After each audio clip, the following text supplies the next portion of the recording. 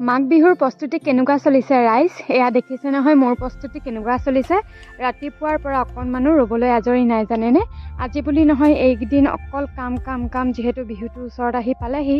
লগতে এয়া আজি আমাৰ বিলত মাছ ধৰিছিলে।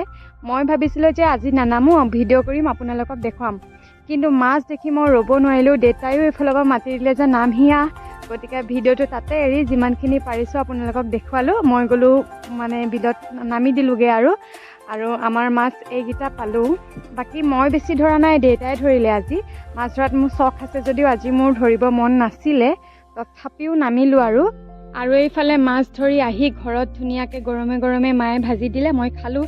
এনেদৰে খাই মই বিৰাট ভাল পাওঁ, সেইবাবে মানে মায়ে ভাজি দিয়ে খাবলৈ। লগতে এয়া তাৰপিছত মানে ঘৰত ধুনীয়াকৈ আজৰি হৈ আহিছিলোঁ মামী আৰু খুৰীক অকণমান লাগি দিবলৈ। এফালে মায়ে ঘৰত পিঠা বনাই আছিলে আৰু মই গৈছিলোঁ অলপ লাগি দিবলৈ। আৰু মই ঢেঁকী দিয়া দেখি আমাৰ সোণ গৈও তাত পালেগৈ। সি ক'লে যে ময়ো অকণমান দি চাওঁ, লগতে সিও অকণমান দি চালে ঢেঁকীটো।